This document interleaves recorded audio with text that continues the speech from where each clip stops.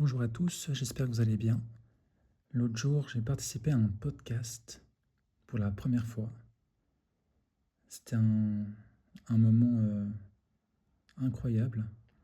Déjà parce que ça faisait un petit moment que j'avais vraiment comme besoin de m'exprimer et besoin de me faire entendre par d'autres personnes. Et du coup, ce moment, ce partage, est vraiment venu au bon moment.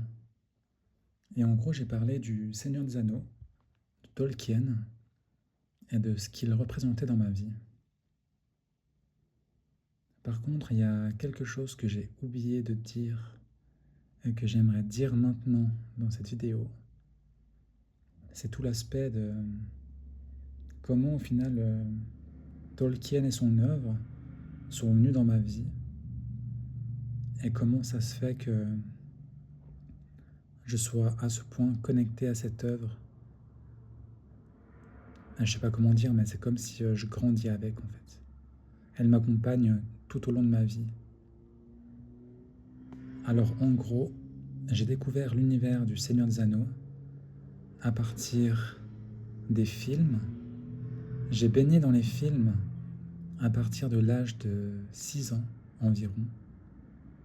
Je sais plus exactement, mais je dirais ouais, aux alentours de 6 ans. Je commençais à regarder le 1, le 2, le 3, en regardant, on va dire, le film sans les parties violentes ou les parties dérangeantes pour les enfants. Du coup, on va dire que, ouais, depuis 6 ans, je baigne dans cet univers. Et du coup, c'est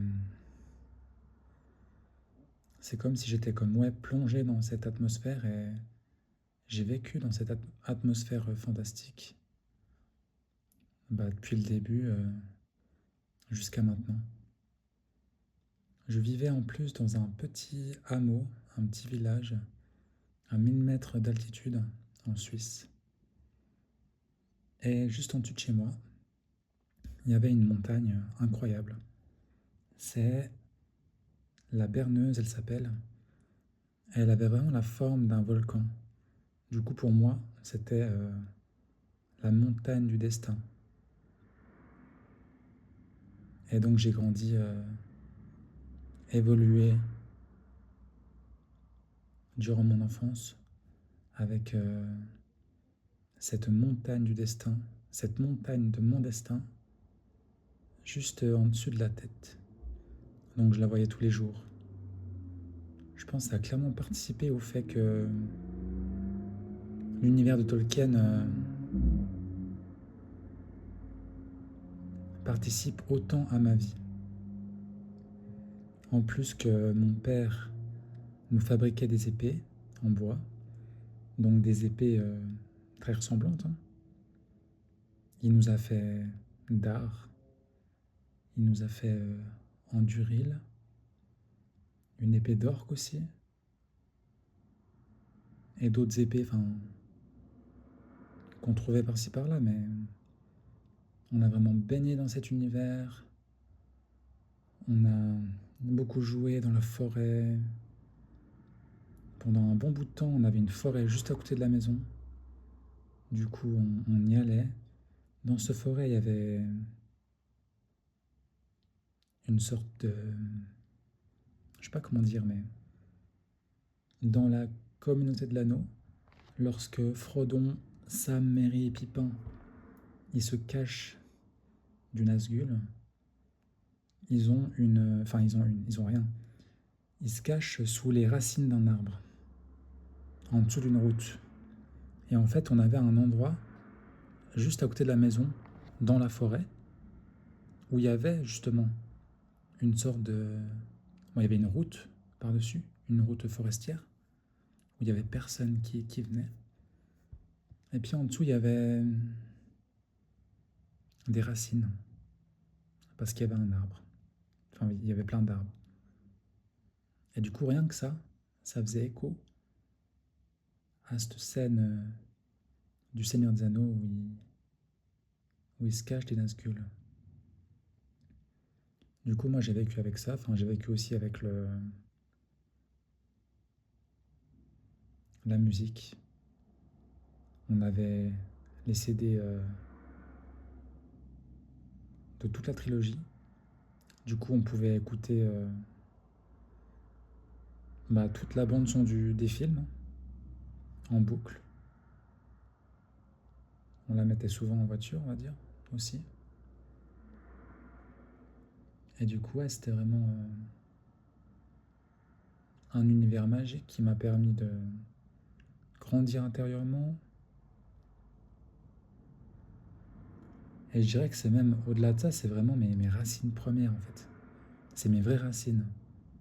Ma racine, perso, c'est la Terre du Milieu et l'univers de Tolkien.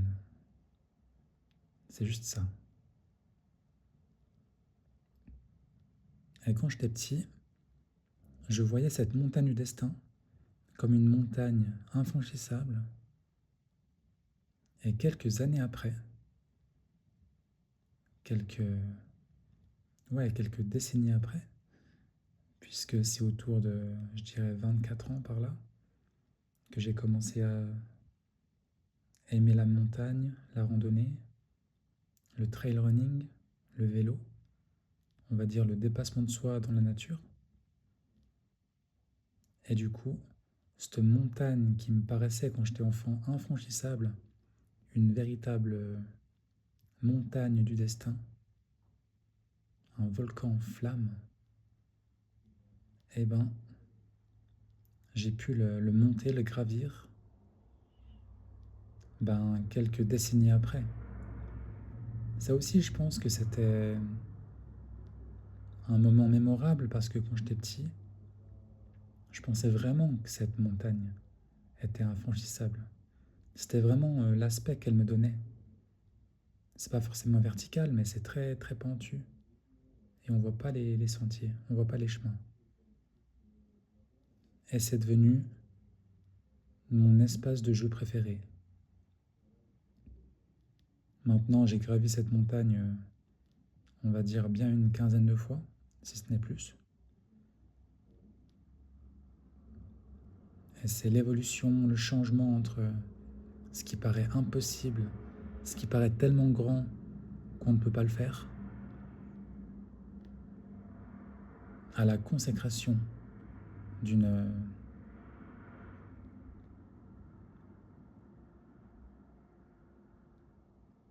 d'un moteur, on va dire, j'allais dire enfantin, mais non, d'un moteur d'enfance. C'était un peu une sorte de rêve d'enfant qui était réalisé, même si on parlait juste de gravir une montagne qui a des sentiers tout à fait praticables. Mais c'est juste cet aspect-là de waouh. Quand j'étais petit, je la regardais avec des étoiles plein les yeux. Et là maintenant, je la gravis, comme pour rendre hommage à ce petit qui la voyait tellement grande, voire peut-être même trop grande pour, pour pouvoir arriver à son sommet. Mais la vie a bien changé. En fait, là où j'ai vécu, on peut dire que je vivais carrément dans le film. Donc c'était encore plus facile finalement de s'identifier à cette œuvre. Et j'étais entouré de forêts, entouré de montagnes, entouré de nature en fait, à 1000 mètres. Et ça, c'est le genre d'enfance cadeau que tout le monde devrait avoir. C'est le paradis pour développer son monde intérieur. C'est compliqué à vraiment partager le ressenti parce que c'est du vécu. C'est tout ce que j'ai vécu, toute la magie que j'ai vécue. À partir évidemment de l'œuvre et à partir de mon propre intérieur. monde intérieur, à partir de mon propre imaginaire également, et ma façon de me connecter à l'œuvre. Et ça, je l'ai vraiment depuis tout petit.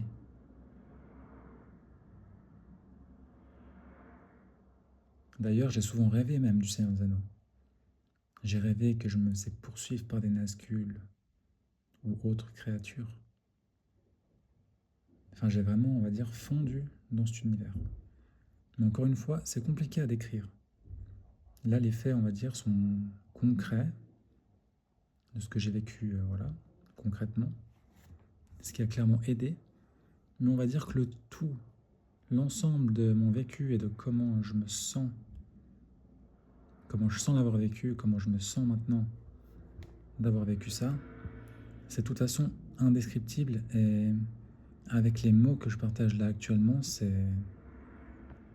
Vous pouvez capter qu'une petite partie.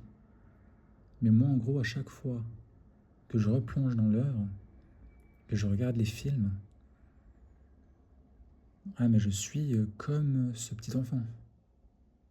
En fait, je suis ce petit enfant qui est totalement plongé dans l'œuvre et qui est émerveillé.